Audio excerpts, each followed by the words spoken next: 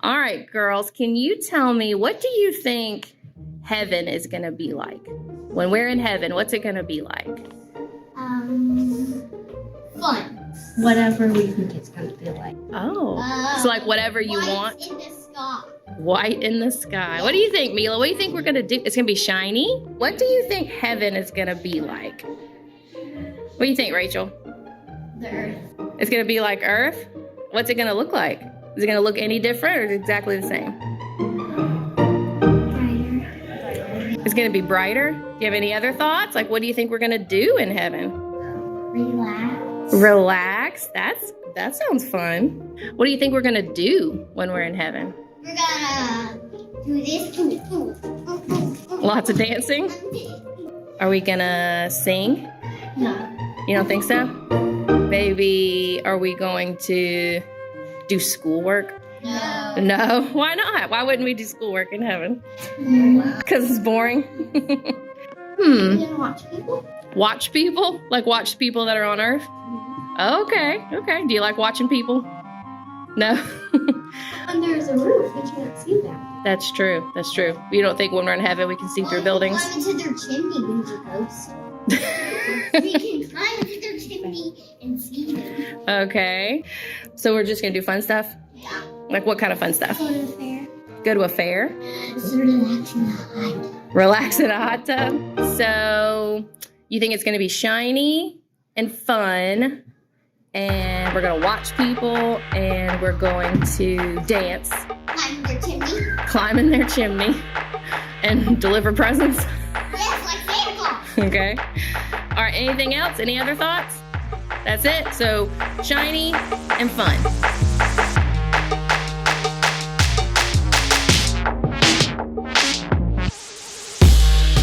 Well, hello everyone.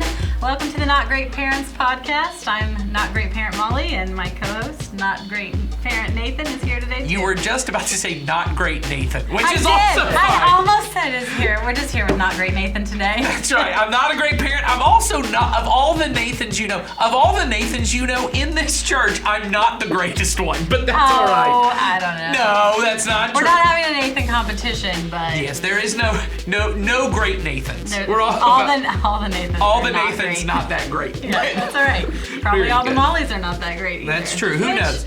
I'm not trying to be great. No, exactly. That's the point of this podcast. Why don't you kind of let people know, Sure. in case this is the first time you've tuned in. Yep, if this is the first time you're here, I know we have kind of a funny name. It doesn't seem like what you would want to be, a not great parent, but what we spend our time focusing on here is that we don't want to be great. We want to be good parents. We want to be parents that raise their children in the goodness of God and not the greatness that this world tells us we need to do. Yeah, So, because it can get confusing. it can, and it doesn't mean that you don't have a great life, so to speak, Right. but we are going with what God defines as a life that we should have for our families and our children, not Yeah. what the world chooses for us. Well, and I think when you get to that place, most people, when you talk to them about their life and they say things like, how are things going? And they'll go, well, it's good. It's just not great. How's your job? It's a good job. It's just not great. My marriage is good. It's just not great. And we always think of great as the maximized version of good. Right. But in this sense, what we're talking about is we are talking about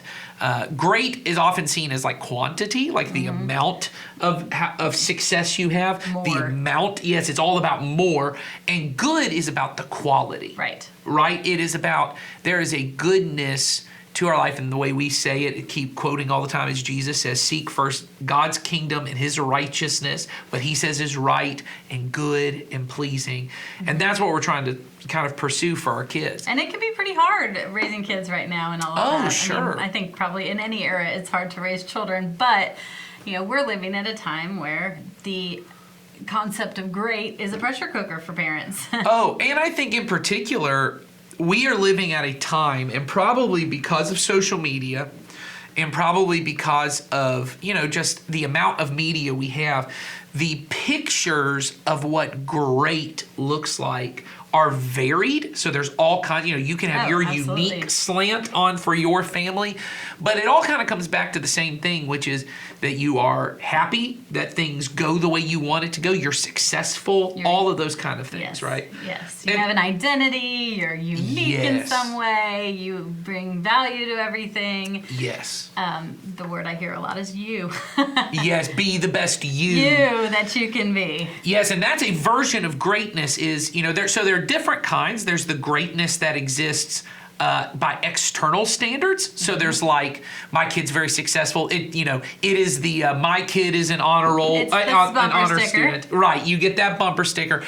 And so that goes all the way. My kid is now a lawyer or a Right. doctor, or they're making X figures. I heard a parent once say, "I'm really proud of my son because they finally have a projector in their basement." So that was like the thing to shoot for. And I was like, Wow. great. But you have all of these kind of standards and these measurements that you can look at of, they've hit it. Then there's the very internal standard of good, which is my kid, and often it's the thing external parents rail against. My kid's an artist, or they found themselves, or they're really free-spirited. they're very free spirited, and I know I'm making that sound because I am a more of an external metric kind of Right. person, so I understand from people, and I did youth ministry forever, and that's a personality type, which is they may not match up on the external standards, Right. but I want them to find themselves and have some personal meaning. The unique greatness is really found in you just being the best you. And really, when you look at the Bible, neither one of those things, No, we're not taught either one of those things from Jesus. no, those are not the kingdom version of greatness. No. And so Molly, this, we just heard a bunch of kids kind of talk about Yeah. what they think heaven is going to be like. Which I love hearing kids talk about stuff like that. Oh, Because you yes. never know. And we could ask the same kids the same question. They might Yes. give us a different answer tomorrow. Well, 100%. My daughter was the one who said that we will turn into ghosts that sneak into people's chimneys. Oh yeah, So- the Santa Claus version. The Santa Claus ghost. So yeah, Yes. 100%. I'm doing a great job. So 100%. But I will say, and very much when you talk about that, and just as a dad, I love that she is uniquely her. I Right, love that and creative, she's creative, and there's a way in which, as a dad, I kind of look and go, my goal is just to foster that creativity and yeah. foster that imagination. But that's really not what God's called me to do in the life of my kid. Doesn't mean No. that won't be part of the way I go about it. But you and I were at a conference. We mentioned this on a mini episode. But at the conference, someone said this, and I loved the way they said it, and so I'm just using it now as if it was my own thing. Yes, it's now been Yeah. Nathan. It's been Nathanized, and so Not plagiarized, Nathanized. that's right. But he said, what all parents want, especially Christian parents, is they think their goal is to produce happy, nice, successful virgins. Ooh. Which I love that. That is good. So happy, nice, Yes. successful virgins that are not Yes. in jail. Right. Yes. But basically. But I think that goes in with that. But Yeah, I think the idea, and I think what they hit on, and I'm sure I'm not saying it exactly the way they said it, but the part that really hit on is there are type of parents who think what greatness is that my kid's just happy. That's you find yourself and you follow your bliss. Oh yes. Follow your heart, that you're happy. I think everyone wants us to be nice, and especially nice in kind of the modern term of nice, which is, tends to be around tolerance, which I'm not saying tolerance is a bad thing, but the problem with tolerance is it doesn't go far enough. And so tolerance is mainly about you do you, and because I'm doing me, you do you. And even if I see something that's not right, I just won't say anything Right. about it. I'm going to be nice. Everything's good. Yeah, everyone's going to think I'm a good person because I'm nice. Then there's the successful version, which is that's the externalized, metrics. And then the final part of it is the virgin part, which is primarily about abstaining from all things bad. Right. That's not necessarily meaning the sexual. Yes. The sexual sense. Well, and it includes it, I'm sure. Yeah, I'm sure. I don't want But- my kid to have sex, certainly at a time where they're not prepared for it, is often the way it's said in our culture, right? It may not line up with God's sexual ethics, but as long as they're prepared for it, is often the way I hear people say it. Or if I don't want them to get involved with drugs or alcohol, Right. certainly, once again, and this is what I hear a lot of times, at an age they're not prepared for it. Oh, okay. Yeah, because I mean, most parents I meet now are like, I'm okay if they have some alcohol at some point. I just want them to Right. be prepared for Or it. We hear lots of prepared. that. Maybe we need to do an episode on what is prepared, but you have, What is the definition of prepared? what does that mean? Someone sent it in as a question to our question thing. We'll do a whole segment on what is prepared. But that's the kind of goal is I want my kids to be happy, nice, successful, and abstain from anything too obscene Yes. or that might be too damaging. Or that the world might see them do. Right. That would make them less great. And so I think, we heard what kids think heaven's going to be like. What do you think when you hear people talk, or maybe just in your personal experience, when we think about heaven, what do you think most people picture? I think most people picture like this beautiful place, right? So for Yes. some people, I think it is like clouds or a garden or some really serene place. I think then there's some people that are very literal about the golden streets and things Sure. like that. But They I have think, very literal images, clouds and like golden yes, streets clouds, and mansions. golden streets, mansions. But I think people think they're just sitting there with God, like the old Kumbaya song, like Yes. you and God are by the fire, Yes. enjoying heaven. Yes. You're there. Yeah. And that is not what I picture, but I do think that is what a lot of people picture. Yeah, or they picture some version. I think it's somewhere in the happy, nice, successful virgin part. Oh, probably. Which yeah. is, there's the happiness part, which I know, one of the kids said, it's just kind of whatever you want to do. Whatever you Right. want to do. There's the intense pleasure factory off in the sky somewhere, which is anything that when you do youth group, you did youth group, Yes. you always hear the way people talk about teenagers often is, if you love playing Xbox, you're going to play Xbox for all the time. eternity, for eternity. Right, it's this intense pleasure factor. It's happy, and you're gonna be nice. There's always these pictures of kind of everything's just kind of nice and put together and perfect, and everyone's kind of treating each other nice, and it's just There's no conflict. It's just whatever you want, and that's what's happening. yes. And then there's the successful side, especially within Christianity. You hear a lot, and this is all biblical imagery, so I'm not poking at too many people. But there's the idea of that's another jewel in my crown. Yes. I heard. Who hasn't said that? Yes, I've heard a lot of people who think, I'm going to have another mansion in heaven, or that there's this kind of, all these things that will kind of come towards me through kind of, my success here on earth. I'll get rewarded that much more in heaven Right. for those kind of things. And then there's the virgin part, which is, it's just going to be this kind of pure, clean existence. All the things in this world that we don't, we think are bad or unaccepted Right. are gone from Yes. the equation. Yes. And then there's the part where people think we're looking down on people Oh, yes. that are still alive, or the Yes. part where your family is in that mansion, just you and your Yes. family are in that mansion. There's a lot of versions of that people Yeah. see as well. And I think, and this is why we wanted to kind of start here, was what you think the end goal of life is. The way that it's kind of used in theological circles is the telos, which just means the end goal, right? It comes from the same root word that we get telemetry. When you're going to launch a rocket, where do you want that rocket to land? Right. What is the end goal of history? What is the end goal of life? And when I have a picture of what God is trying to do in history, that is primarily about trying to make me happy, nice, and successful, and just abstaining from a lot of bad things. That's primarily what God is trying to do in my life, because I think that's what heaven's going to be like. It affects every decision I make here on earth. And for the purpose of what we are talking about, if I am a parent trying to figure out what is the end goal of my parenting, Which we all are. Yeah, or you Or we should should be. be. You should be trying to figure out what is the end goal.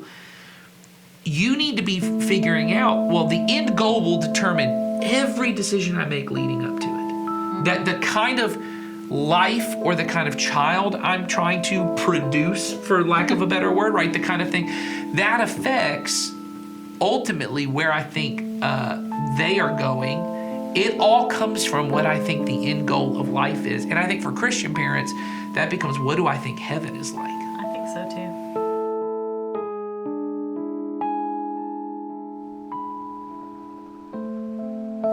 At the close of the first century, John the Apostle, one of Jesus' closest followers, sat in exile on the island of Patmos.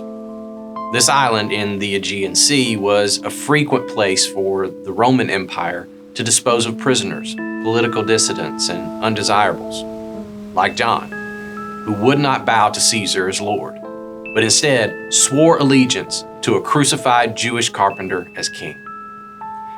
And as was most likely his custom on Sunday morning, John worshiped Jesus, and he prayed in the Spirit. And on this particular day, John heard a voice come from behind him. It sounded like a trumpet. He turned to see Jesus as he'd never seen him before, wrapped in divine power and majesty, like something out of a dream. But this was not a dream. It was a vision of life from heaven's point of view. Jesus instructed John to write a letter to 7 early churches and convey Jesus' instructions for them. And then the Lord revealed to John a vision of his second coming, the time when Jesus will return to put an end to all suffering, all evil, and bring about the fullness of his kingdom for all eternity. And Jesus reveals to John the final picture of life with God that we get in the Bible. John says, finally, he saw a new heaven and a new earth, for the first heaven and the first earth had passed away. And John begins to describe what he saw in these vivid metaphors, probably because there is no earthly language that could describe the glory of what God has prepared for you and me in his kingdom. And though we may have images of mansions resting on foundations of clouds or some idyllic garden paradise, or the most fantastic pleasures we could imagine around every corner, this is not what John describes. John says, I saw the holy city, the new Jerusalem, coming down out of heaven from God, prepared as a bride beautifully dressed for her husband. Now, this is interesting because from the beginning of the Bible, it seems like the goal of heaven is to return to the Garden of Eden. In the beginning, God creates everything in existence, and he creates this beautiful garden where he places a man and a woman to live with him. God dwells in the garden with human beings, and he gives humanity the power and authority, or the dominion, to rule creation alongside him. But since humans don't want to share power, we rebel against God and his commands. And we're exiled from this garden where we can no longer live with God. But the story of the Bible is God offering human beings the opportunity to do life with him outside the garden. He begins with Abraham, and then Abraham's children. And eventually, from Abraham's family grows an entire nation, which God chooses as his people. And through his partnership with Israel, God brings his son, Jesus, to finally crush the power of evil and sin through his death, and through his resurrection, offer life forever with God in his kingdom. But life with God is not some kind of private spiritual experience between me and God. It's a life lived in community with Jesus at the center. This is why when Jesus returns from the dead, he doesn't send individual believers out to share the message and make converts for some new religion. Jesus creates a new community, a new nation, a new family of believers, the church. And it's to this church that Jesus trusts the keys to his kingdom. The message of life with God is entrusted to this community that Jesus dwells in the center of. And this is important for our understanding of John's revelation, because what John sees is not a return to some private garden where John is reunited with his lost loved ones and can praise God forever. What John sees is a city full of people from every nation, every language, every tongue, living together with God at the center. John says, I did not see a temple in the city, because the Lord God Almighty and the Lamb are its temple. The city does not need the sun or the moon to shine on it, for the glory of God gives it light, and the Lamb is its lamp. John sees a city, a community of people brought to life by the very presence of God. The kingdom of heaven is not a reality that you and I each get to personally create to our preferences. It's not some pleasure factory in the sky or disembodied worship experience. It's a city. It's a life and community with other believers where God dwells at the center. And the final chapter of John's revelation begins with John seeing the Garden of Eden restored. He says, "Then the angel showed me the river of the water of life, as clear as crystal, flowing from the throne of God and of the Lamb down the middle of the great street of the city. On each side of the river stood the tree of life, bearing 12 crops of fruit, yielding its fruit every month, and the leaves of the tree are for the healing of the nations." This is imagery right out of the first few chapters of Genesis. But this time, the Garden of Eden is not some faraway place with just a husband and a wife and God. This time, the garden is placed in the middle of a city. Eternity is life with God and with His people. What God has been doing throughout human history is gathering together a group of people from every nation, every language, every tribe who He could choose to dwell in the middle of. A people who would love, serve, and give their lives away for God and one another, just as Jesus has done. It's not to create good and moral or nice Christians, but to create a people who will live forever with God and love one another in selfless, self-giving, loving relationship. And on that day, there will be great rejoicing. For God Himself will wipe away every tear, and there will be no more suffering or sorrow or death. For God Himself will dwell among us, and He will be our God, and we will be His people. Just as it always should have been, it always shall be.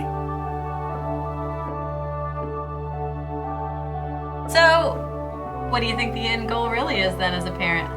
Yeah, I mean, I think if the goal of human history, and I heard, here's your Dallas Willard quote for today. Oh, good. We haven't had it yet, guys. Everyone's been waiting. Your Dallas Willard quote. This is roughly what he said, but he said that what God is doing throughout human history is collecting a group of persons, Right. a group of people that He could dwell in the midst of. A loving community of people that He could dwell in the midst of. And I think the way he said it is as the most, active participant. That the most active participant in the community is the Spirit of God. And so when you look at it and Jason did a really good job of kind of illustrating this from the beginning of history, in Genesis, through the nation of Israel, then to Jesus with His disciples, then to the church now, Right. and then the picture we get in Revelation of the city of God, that the Lamb is at the center of, and the Lamb is the light, and there is no need for the sun because the thing that brings life and light to the whole city is God Himself. You see this picture of God wants to dwell in the midst of people so that they can love Him and love one another, just as Father, Son, and Holy Spirit, God Himself, loves Himself. Yes. So the Trinity is self-contained, self-existing community of love. And that what we are trying to do as parents, right, before we even get to parents, what we're trying to do as believers is to live in that reality right now. Yeah, I mean, we say it all the time. Kingdom of God is here, or Yes. we are living in this life, which is a glimpse of the kingdom of God that is to come. Right, yes. It is part of that. And Yes, that Jesus comes and says the kingdom is here, right? And we know that there's, as I can't remember the first theologian to kind of set it up, but there's this now and not yet piece of the kingdom, that there is a kingdom here, but there will be a fullness of the kingdom. There's a way in which we can experience the kingdom here, alive and active, and it present, but there is a fullness of the presence when Jesus returns, takes away all sin and everything that gets in the way of the kingdom. Right. Which that's the part I think we can't even imagine, right? Right. That's the part that's probably so amazing that we can't even really conceptualize what that is. Yeah, well, I think it'd be almost impossible to exist in a human community currently without sin, that it's hard for me, even within the church community, because we are sinful people, Right. and we have not been fully, as the word is, sanctified. I've not been Right. fully made new, right? I've been made new, and I get to participate in God's new life, but occasionally I like to go back and visit that old The life. old version. I like to. We all that sin controls people. I mean, Yeah. it's easy for us to get there. Yeah, and there are times I like to revisit being impatient. And I like to revisit being forceful in getting what I want, and even pushing forward. You know, we both work here at the church, and even on a church staff where you're trying to make decisions for what you think God, you kind of think, well, I think God's leading our church to do this. And someone else goes, well, I think God's leading us, and it's different. Uh-oh. And even within those, to not revisit the old forceful, let me power up, let me silence your point of view, Right. Let's work my agenda. That kind Yes. of thing. That is. And so it's impossible, I think, for us to fully imagine what would a human community look like if God was fully present at the center as the most active participant. But that's what the church should be. That's the picture the church should be trying to go for. Is how do we become a community of people who live with God fully at the center, alive and active in the way in which he calls us to love one another, Right. and love our neighbor who's not in our community, and our enemy who's trying to attack, maybe even attack our community. How do I love all of these people from the center that is God? Yeah. And I think that ends up informing the way that we choose to be good parents, not great parents. I would agree with that. Because I think if the end goal of my life is to end up being the kind of person who could give myself away to God and others, a community of people, in the way that Jesus gave his life away, self-sacrificially, for the good of others, right? Because God has led me to do it. If that's my end goal, that changes how I live. Absolutely. But what are the ways, so this kind of gets us to transition here to a different thought. That I don't think is the version one that many of us were taught of Christianity Not at all. or even of heaven.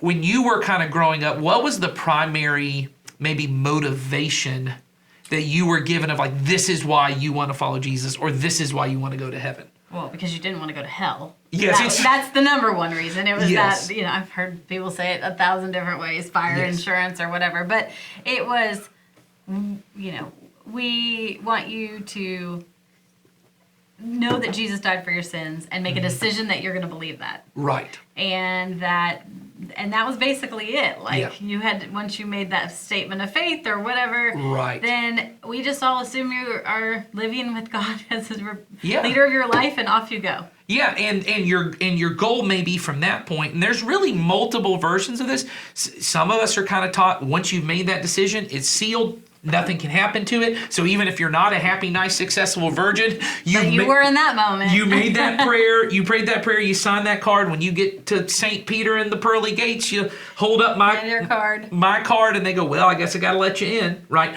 Or there's another version, which a lot of us are kind of taught, which is you make that decision, and then your goal is to be a happy, nice, successful virgin, Yes. so that you can kind of go off and when you get to heaven, your proof that you have become this kind of person is the life. The life that you led. Right. And I think, sometimes it's well intended, and we Sure. think, I'm going to live this very, as we're saying, a nice, healthy virgin life. Right. And that people may see my life and go, I want, I want to follow Jesus or whatever, maybe, Right. or I'm just curious about you or whatever that might Yeah. be. But Yeah. there, there's a lot of different ways I think that people take. Yes, and I think whatever version you have, there's also the health and wealth prosperity type yeah. version of Christianity, which is God's primarily there to make you happy. Isn't Right. the Bible a self-help book? Right, exactly. Yeah, like there's the. We've talked so about that's that. another one, right? You have the health and wealth one, which is, and so my version of heaven is kind of the intense pleasure factory. When I get to, God's going to reward me in this life and the next with just all the good things I've ever kind of prayed for and wanted. It's the you name it, you claim it, you get what you want kind of Yes. thing. Then there's the self-help version. This one has become the more kind of popular one, which is I got a list of defects I kind of want to deal with. And there might be something that I can take out of the Bible to help me work on that. Yeah, so I'm very much a kind of Proverbs person, or, I look at the letters of Paul and they talk about patience and kindness and all these different things. And I go, what can I take to give me, less anxiety? And I want to be more, when I say joy in my life, what I mean is not depressed. Yes. When I say peace, I mean less anxiety, right? And it's kind of the version that Jesus is here to help me be the best version of me today, and it will then carry on for eternity in that kind of way. And so there's all these different kind of versions, but whatever you think the end goal is, like what is God trying to do in my life? Is he just trying to get me into heaven? You know, that's kind of the first one of ticket to heaven kind of, is God's goal of my entire life is get me to heaven? Is God's entire goal for your child's life to get them to heaven? Is God's goal for your life and your kid's life to just make you happy and fill it with health and wealth and prosperity? No. Is it just Molly? No, I'm just saying if that was it, there wouldn't be like difficult things. Oh, all kinds of stuff, Yes. right? Yeah, We including don't have to go down that tangent. including all the trials that James says we will face. Yeah, and he says that when you go through it, it's actually for your good. That perseverance produces something Right. within you, right? Right. And is it just that he wants to improve me and make me nice and successful? No. Like, is that what he wants? Or is what God wants, is what God really wants out of my life that I become the kind of person who could exist within the self-giving, self-sacrificial love of God himself? And the way that I do that is by living in self-sacrificial, self-giving love that comes from Jesus to me. And then I live in that with other people. And that's why I have to remove, lust from my life. Because I can't really love another person if I'm looking at them as a sexual object. Right. It's why I have to remove anger, or I should say more contempt from my life, where as Jesus would say, you call your brother or sister fool. You call them, you deride them, you dehumanize them, because once again, I cannot love you if I see you as less than human. Yes. Right? And Anything less than. yeah, so sin has to be dealt with in that way, right? But it may not make me nice in the sense that the world considers nice, right? And it may not make me very successful in the way that the world considers success, because I think all of us want our kids to be, I call them Tim Tebow Christians, which is like you get to still play professional football, and you put the John 3:16. Oh, yeah, then you got it. I'm changing the world that way, and I'm not really cutting at Tim Tebow. I'm really more cutting at this idea we have of that's where we all need to get, is to be this attractive, successful version. And all of us love Mother Teresa, but we're not really sure I want my kids to go serve lepers and be poor and live among the poor in India. And never come home and see me. Yeah, and maybe they can't come home because maybe they picked up some contractable disease, right? Like, I don't want them to, or what would be worse is I'd be okay if I knew they got to become Mother Teresa. I'm not sure if I want them to be one of Mother Teresa's people who live in her monastic way of life. Like, if you're just going to be like a second or third tier nun, or If you're gonna be Mother Teresa, be the best Mother Teresa. you got to just be Mother Teresa. Be the next one, the best one. And the idea that I could give my life away to a community of believers where we were going to serve the poor and love people, it doesn't sound as attractive. No, we want our children to do giving things, but it's not as attractive to do that at the cost of being great sometimes. We kind of like corporate charity, which is like you give, I've got to give away a certain percentage of my thing. So on my tax deductions, it looks right for people. And I can say to people, look at the amount of money I gave, not the percentage of my life I gave away. Right. And if God's goal for my life and for my kid is for them to become the kind of person who can exist in a community where God dwells at the center, and that the way that I grow in my love for God is by loving and serving you and loving and serving others, that changes the way I choose to parent today. Absolutely. Because, a huge part of our parenting is preparing. So we need to think about the fact that the end goal is community with God and community in heaven with, the Lamb at the center. Yes. So how is that playing out today in my parenting decisions? Well, and I think, that's where we need to start. Well, and I think you and I have had the conversation a lot because, because of your job here as children's pastor, Sawyer's job as student pastor, and I work closely with both of you guys. The conversations I know all of us are having is that's what we're trying to create here. We're not trying to create a community that helps kids make decisions about Jesus. We're trying to help help kids and students grow to love Jesus in a way that it calls them to give their lives away to God. Well, I should say it the other way. They give their lives away for the sake of others because of Jesus. That's probably a better grammatical way to say it. That I would give my life away for the sake of blessing other people. But the reason why is because God did that first for me, and He is living within me.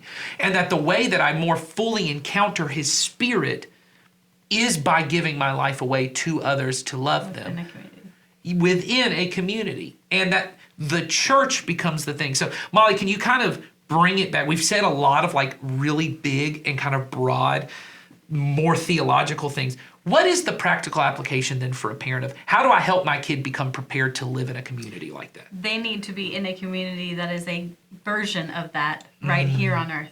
Yes. We say it all the time. You know, the kingdom is here now. Yes. We are already part of that. We need to do that same thing. Put God in the center. Be part of the community where He is at the center, and that means being involved in that community. Yes. And it doesn't even have to be make a decision first to follow the center of that community. Yeah. It can look like just be involved in that community. So as a parent, you need to make getting your child involved in that community the number one priority for you and your family. So get them to church. Get them to that community. Get them in the presence of that community. Get them to participate in that community. Get them to see that they're needed in that community and that they have value in that community and that that God's going to use each and every person in that community. And so if they aren't there, that is not going to happen. Yeah, and that's a very just plain way to say it, Molly. And I want it to be very practical for people.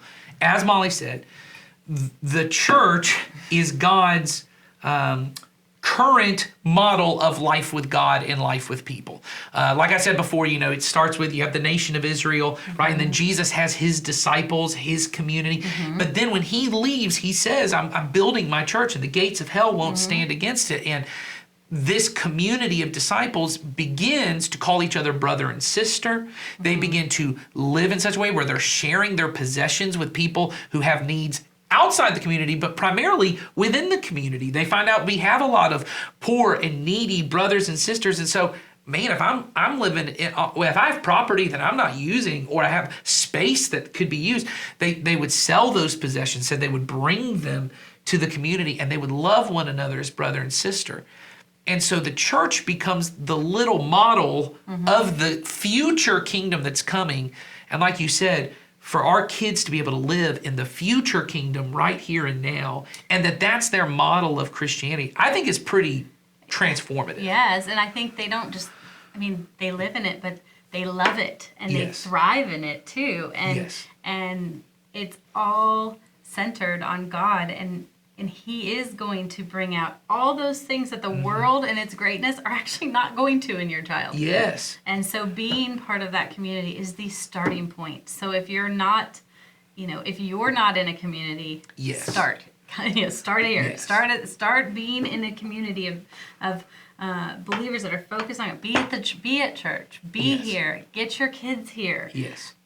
Put this at the top priority, as your top priority as a family, and don't let things get in the way of that. Yes. Well, and I think to that point, Molly, I would say, and I think I've said it on this podcast. If I haven't, you'll hear it here. But I often say to my kids, they'll say something like, "Oh, we're going to church so we can learn about God." And I say to them again, we do not go to church to learn about God. You will learn about God when you're there. You go to church because you love God. You will love His people, and the people are His church. And so you will learn. So you go to church really to learn how to love others like God would love them. And you do it because you're motivated by your love for God. And so we say that in our service a lot. I'm still working on it as both the person that writes those things. Yeah, as Molly and Sawyer know. Well, Jason and I work on it, but y'all know I'm always workshopping in my own mind the best way to say it. But one of the things that we've really begun to say, and all of our hosts now are saying it, is, we gather together to honor God and to love one another. That it's not one or the other. I do show up to honor God because I want to love him, and so I want to worship him. And loving other people is honoring to God. Right. The way that I do that, because I could go to the beach on Sunday, play worship music, read my Bible, do that with my kids, and there is a way in which that is not as honoring to God as if I would have chosen to show up on a Sunday with people I may not even have that much chemistry, not sure I like all that much, but I show up and we together worship God, and we together learn from Scripture, and we together have moments where the term is fellowship, but we share life together. Mm-hmm. And we love one another and encourage one another. That in itself, because it's a picture of what will happen in eternity. And if your kid does not have that as the central focus of what it means to follow God, is I have this personal relationship with God that is expressed in this community. Mm-hmm. That I have, because I have private quiet time in the morning. We all do. I mean, yeah. we should. Yes, we should, because in order for me to be a vital member of this community, I have to have that as my foundation. But the best thing I bring to the community is this loving relationship with God. I am bringing the image of Christ with me. And so that's where we're trying to ultimately get to. And we wanted to give you guys kind of a picture of what that might look like. And so we asked Sawyer, who's our student minister, to kind of talk about the way that we're doing this within our student ministry groups. Yeah.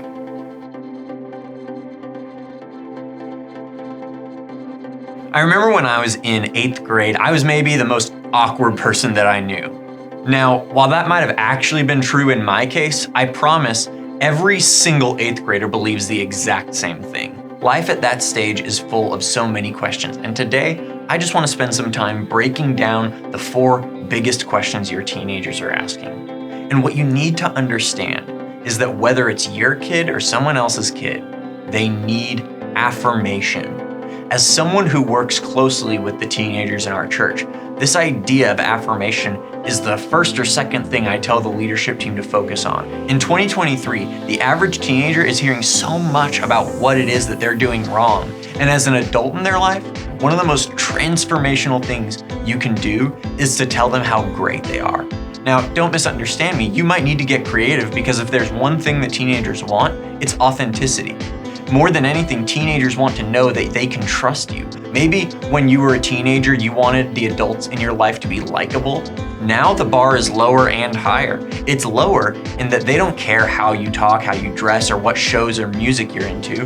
The bar is also much higher though, because they actually care deeply about if you follow through on what you say. And if you say the wrong thing, they will notice. I recently was having a conversation with a girl in our church, and we were talking about movies, and she told me that she's really into horror movies. And I could tell that she thought she might have accidentally told me something that I might not approve of. It would have been one thing for me to just not say anything, but in the moment, I wanted to build a bridge for connection. So I actually told her about my tastes in horror movies and showed her that I was not operating from a place of superiority. And that was the victory. Before you get to the 4 big questions, you have to establish trust. Now that we've done that, the first question every teenager is asking is really simple. Who do I like? This one's important because it's the one that you have the most control over and also have virtually no control over. As a parent, you get to choose the people your children get to spend their time with. The difficulty is that they might not like those people. And what's really difficult is for you to not force them to like them. In student ministry, we do what we can to emphasize that Jesus liked everyone, but the main thing that we want to help our teens in our church do is love the people around them in our church. This is why we're always emphasizing the need for them to be at church as much as possible. If they are consistently around people who follow Jesus and do so with authenticity and grace, they will want to emulate that. Coming out of that, we arrive at our next question, who am I? Now, this is a really difficult question for your teenager to be able to explain. Part of being in the church is this concept of how the church is like the body of Christ. And my job is largely trying to help teenagers understand where they fit into that. Are they a finger or a pituitary gland? Are they a parking attendant or a worship leader? These are the questions we want to help them answer. And again, it all comes back to whether or not you want them to find the answers to these questions at church or somewhere else. Because all 4 of these questions will be answered eventually. The next one, who do I want to be? So it might seem like we just talked about this, but I want you to think of this as the other side of the same coin and how it relates to the previous question. Your teenager has aspirations, and even though you might know what's good for them, which is almost certainly true, by the way, your decision to forego your ideas for success and encourage them to blaze their own path with your assistance, again, will build a trust that will last a lifetime. Part of what student ministry is great at doing is seeing who someone is, who they want to be, and acknowledging the chasm in between them and helping teenagers cross that chasm with Jesus and others. Finally, your teenagers are definitely asking, where do I belong? This is so difficult because it's the question that they have the least control over. Teenagers, by their nature, go where they're told to go when they are told to go there. But as they get older, they need to learn how to go places on their own. But part of the next step of your role as the parent is them being in a community that they can call their own. Let's make this hyper practical. When you run out of rocks in your jar, or whatever that metaphor is that Ed uses all the time, what will your teenager's relationship with the church be? Will they be counting down the days to graduation and moving to college because church has always been your thing? Or will they have a completely independent, beautifully unique, and separate relationship with the church? Will they be riding in your back seat to church? Or will they be excited to be a part of the body of Christ because it has grown into something that you are proud of and something that you no longer control? Giving up control can be so hard, and I need to say, I understand it. Early in your parenting journey, it's so important to maintain control, even if it's just by a thread. But giving your teenager even just a little bit of control to allow them to grow and make mistakes and go to dangerous places, it's gonna show them 2 things. Firstly, it's gonna show them the nature of the world. Something that the leaders embody in our student ministry is that each student that goes to our church is someone who could eventually be leading a small group of their own. And if we play our cards wisely and show them authenticity and grace, they just might make it. And secondly, it'll show your teenager that you trust them, which will grow their trust in you and Jesus, which was the point all along. So the thing I took most out of what Sawyer said is that my child is going to find an answer to these questions, whether whether they get it at school or somewhere else. And I want the church, we all should want the church to be the one that answers these questions. Yeah, I know we have a future episode to talk about this, so I'm not going to get into it, but a little preview for our next future episode. main episode. Super fans. For the super fans, they can get that. Yes. Is this idea that every parent wants to find their kid to have my thing. You know, Right. I want my kid to just My find thing and my people. my thing and or the people, a lot of people say their tribe. They tribe. found their tribe. They found their tribe. And for them, it's those questions. Who do I like? Who am I? Who do I want to be? Where do I belong? And that's answered in my thing and my people. And I think for us as parents, when I know the long-term scope of history, where this whole story is and the going, end game. yes, is that my child would be a part of the city of God with the Lamb at the center. Why would I not try to make their thing and their people the current place and the current community where God intends to dwell with people, and that we know that's within the church? And so I think it is so critical that we make sure that we help our kids develop a story and a way of viewing life where church is at the center of their story. And what I mean is, we were both had listened to this podcast. It's called New Time Religion, and then I think they changed the name of it. But Don't go look for it. You're in the right place. Yeah, you just stay with us. No competition. We'll give you the synopsis. There is no other good podcast. There's some great podcasts. Yeah, it's just right here, guys. Stick here with lower tier good. Yeah, and we'll just feed you that info. We're just repeating what they said.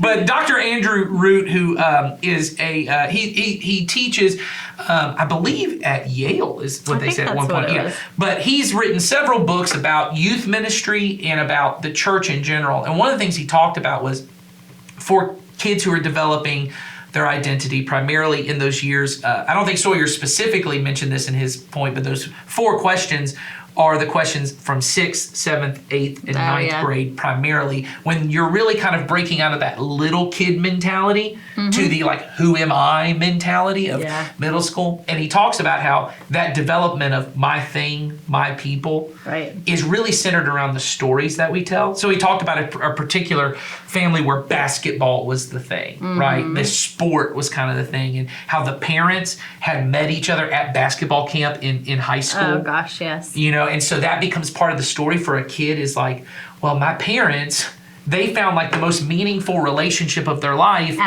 in basketball. Yeah, through playing basketball. And they talked about how the kid, you know, one of their key moments, they said, what's one of the best moments of your life? When I scored the winning basket and my dad was in tears because he was so proud of me, which is, these are good moments. I'm not trying to take them away. But they become the defining story and narrative, which kind of tell them, for me to have a good life, right? A good and pleasing kind of life, basketball is going to play a critical component to that. And what we all know is, by and large, basketball is probably going to be done by the end of high school. You might play a little college ball, but for 99.9% of kids, you're at the most, when you're 34, you're going to go and play at the local Y and then hurt your back and have to sit out for 6 weeks going, man, I'm not in high school. Basketball doesn't play that big of a role. But the church should and could. So what does that look like, Molly, do you think, for us as parents to help kind of make the defining story and narrative for our kids,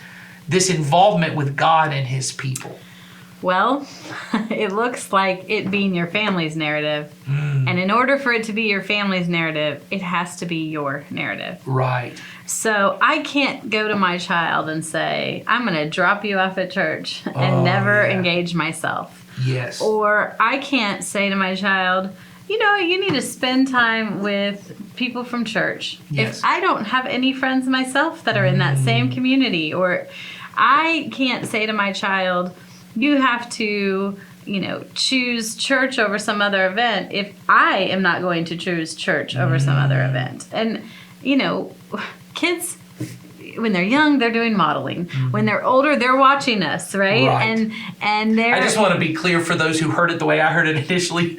Molly is not saying every child is a child model. I was just listening. I thought you Mine are. I thought you meant their activity was every child when they're a child. That's what our family narrative is. Right. You must be a model. Child modeling. I will just say this. Knowing one of your children, Jasper would be the sassiest model that could possibly be. He looked good in a little dapper vest, I bet. Oh, he does. I'm sure he does. He does. And he has some stage presence. I just went to a performance at his school today. There you go. He was doing head, shoulders, knees, and toes really dramatically. I bet. I've got a few dramatic children in my life, and I might have been a former dramatic child, current dramatic man. I know.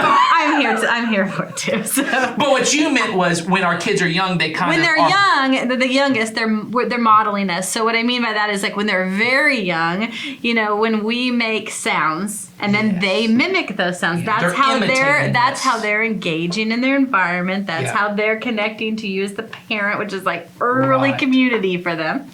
Right? And then as they get older and as our kids get older, we know they continue to watch us and sounds creepy, but and analyze us and look at who hasn't felt judged by their children? But what I mean by that is they look for us to be that model for them and to continue that. And so we can't say to them words that we aren't living out. Yes. So we can't say, make this your community or go to church or do this if we're not doing that ourselves. Well, my experience has been doing youth ministry for as long as I did.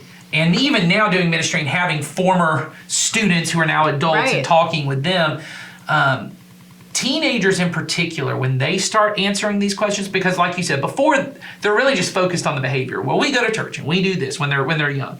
But when they start to kind of understand identity, when they start to see that mom and dad dropped me off at church, and everyone in my youth group keeps talking about we need to be here for 2 hours, and that we need to, and eventually when they're in high school, we start telling them, hey, and you need to find your serving position so you know where you fit, Where you in fit. the community, where you contribute to the community. Belong. And they start to realize, hey, I can't come to first service because my parents have already told me we're only coming to one service. Mm-hmm. And eventually when they start to see, oh, my mom and dad, they don't serve. And like you said, they keep telling me, hey, don't have bad influences at school, hang out with people at church, yet they never hang out with, they don't do a small group, they don't have any friends they go to lunch with, they don't have any people from church, they don't even often make it a priority to be at church every Sunday. They eventually start to smell it out, and they start to go, what these people at church are telling me matters, and I thought you thought that mattered, that's not it. Maybe what you want is for me to be a happy, nice, successful virgin. Mm-hmm. Maybe what you wanted was for me to come and get a little bit of ethical training, a little bit of morality so I wouldn't lie as much and I'd Or behave a maybe little you better. just thought it seemed like the right thing for me to go to church. That these are the well-rounded kids or ones who have a Mm-hmm. little moral and religious background. And eventually those kids either do one of two things. They Mm-hmm. continue to follow Christ and they get fully plugged into the kingdom in spite of their parents. Right. And they eventually kind of realize, I am more committed to this than they are. Which happens. And it does happen fairly frequently, I will say. And I always end up hating that for parents because I think the parents sometimes then even become resentful of the church at times.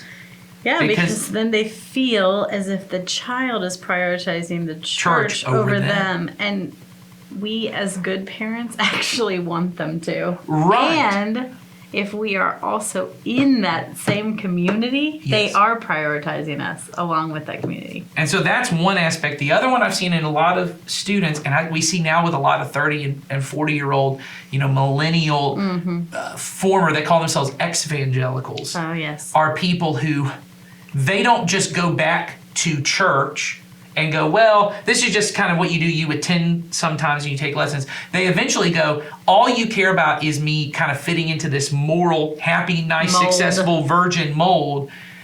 And they walk away from faith altogether. And I'm not saying, I know this feels like a scare tactic. That is not my point. My point is to say this. When you choose to say, the goal of human history, the goal of Christianity, the goal of all of this, the goal of what Jesus did was to gather a group of people throughout history from every nation, every tribe, every language, every tongue, right? He's gathering all these people to become a community of loving persons that God could dwell in the center of as the chief sustainer and the most active participant. That's the goal of it. When you choose to say, I want my kid to live fully in that community, that's because you also want to live fully in that community. And so my goal would be to say to you, if church is a hobby you do on the weekends, church is a terrible hobby. There are good hobbies out there. There are great hobbies There are out there. lots of great hobbies out that there. will also answer the questions of who is your kid like, who am I? Those are the sprinkles, a lot of them. And they become the sprinkles.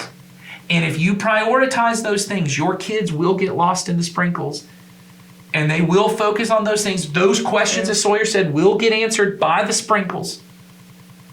But if you really do truly say, Christ is all, and my life is hidden in Christ, it is in that future kingdom that the hope of glory will be revealed when Christ returns. All this stuff that I've done, all the sprinkles I may have had to let go of, one day I will be in that city of God.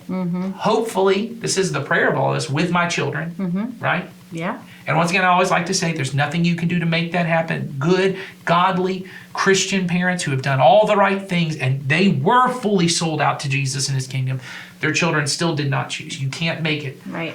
But what we want to do, and this is where I think Molly was getting to, is we want to live fully in that kingdom and hope our children catch it. Right.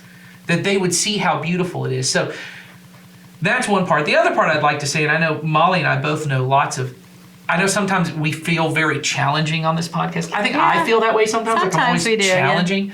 I just want to also say that I know that there are a lot of really not great parents, but good parents in our church, and this is your goal. And you are doing this. Right.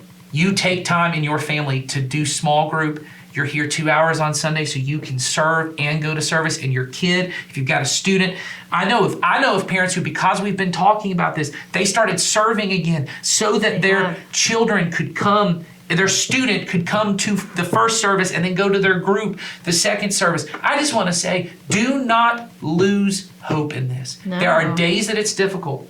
And waking up your kid on a Sunday morning when they want to sleep in, especially if you got a teenager, is tough. Yeah. And telling them, hey, we're not going to do that sleepover on Saturday because we're going to be at church on Sunday. Yes. And your kid looks at you and says, you're the worst. Yes. It's tough. It stinks. It's tough. And it's hard. But You're doing you're doing the right thing. And we are going to have a series of decisions in front of us, and we just have to make the next best choice for That's right. to push our family and our children towards God's goodness. And it's not easy, and we're gonna have times where we screw it up. Yes. But if we can always get back to that, we are preparing our family, that includes me as the parents and my children, for that end goal Yes. of life in participation in the kingdom of God with the Lamb at the center, then I need to make all those right decisions pointing my family towards that. Well, and I think, so if you want to just get to one practical takeaway as we're kind of wrapping this up, is I would say this. When we talk a lot about, parents are the kind of chief discipler of their kids, which you are, you have more influence than anyone else. I think sometimes the natural thought is, I need to make sure that we have a personal devotion time and a personal prayer time, and I have all of these kind of quiet time, all the kind of personal devotion stuff with my kids. And those are great things. We have a lot of that in our family, but I'll say this. I grew up, many people know, and maybe you've never known this about Ed and Becky Martin parenting. We never once had a devotional time. What? I can't remember. I remember one brief period of time we had I think it was a James Dobson, Focus on the Family, 365-day devotional, and I think we made 3.65 days of a devotional through it because just the way our life was. Yeah. But here's what I would say, and I'm not trying to take it. Here's where I think your role as a discipler is. It is more impactful for your kids when they know mom and dad do small group on Tuesday night, Wednesday night, Thursday night, and that they see that than if you're praying with your kids every night. You should be praying with your kids every night. Don't hear me say that. The bigger impact is if they know mom and dad do this, and mom and dad come to church on Sunday, and mom and dad sometimes they have to, we can't do everything we would normally financially do because they're giving money to the church, or they're giving money to this cause, or they show up on Saturdays at Bridging the Gap to volunteer some way, or they're giving into the kingdom some way, or they choose to say, hey, we can't go on that vacation this week because there's something we want to do at church that's going to be involved, or we can't, do a sleepover, or we can't do this because we're doing that. That participation in the kingdom with other believers that they see matters to you, and that you're saying because it matters to you, matters to me, I want it to matter to you. It will not go unnoticed. That impact triples on top of the other stuff. And then, so I say this to sometimes go, I know as a Christian parent, sometimes you feel mostly guilty for, oh man, I didn't sit and have a quiet time with my kid. And we're going to actually have we'll talk about this more. We're going to have a lot of episodes coming up on how do I teach my kid to pray? How do I teach my kid to read the Bible? Those kind of things.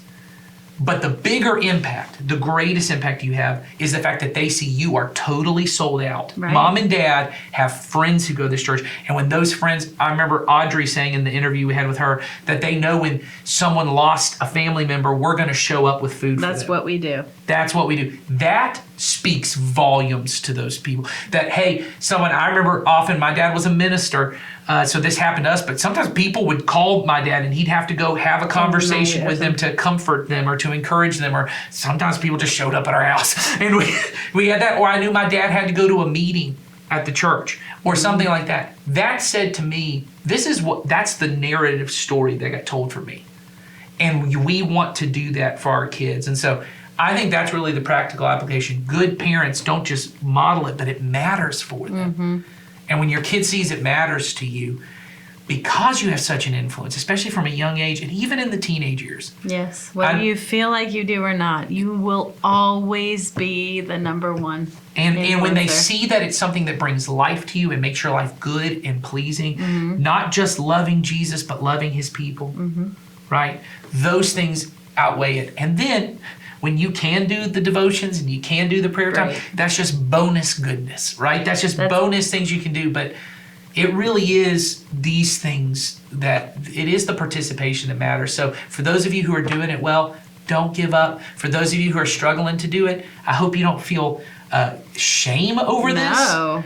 But I do hope you feel a little bit of godly guilt. Hope you How feel a about conviction? conviction. There you go. That's better. Or godly guilt. Yeah, that just motivates you a little bit to go, maybe I should be doing something different. And just start somewhere. And just start with, Just show up on Sunday. or go to Next Or Steps go to Centers, Next Steps. Or and we'll help you figure it out. yeah, come talk to one of us. We'll help you figure it out. And do it. Absolutely. So Molly, go talk to Molly. Nathan, No, he's I'm much just- more accessible on a Sunday unless you're down the Sequence hallway. That's true. That's true. I just, but you do have to come and say you're a Not Great Parents super fan, because that would be great. Then we'll do it faster. If you came and said, I'm a Not Great, you'll get premier access to the Next Steps class. Yes. So we have Yes. premier access. If you come and say, I'm a Not Great Parents super fan. In fact, don't even say it to me. Just say it to the person at the Next Step Center. They'll have no idea what you're talking about. They are not super fans. They are not super fans.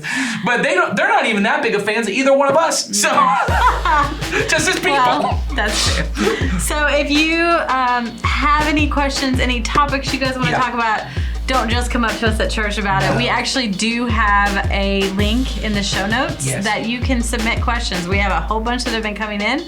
We're going to try to get to those over the next few episodes and do some mini episodes, but all kinds of stuff has been coming in. And Yeah. so keep doing it. Keep sending that in. And if you have any great ideas for episodes, send them in. Not great ones, but good ones. Oh, that's true. We don't want great stuff. No, great's bad. We have to remind ourselves. Great is terrible.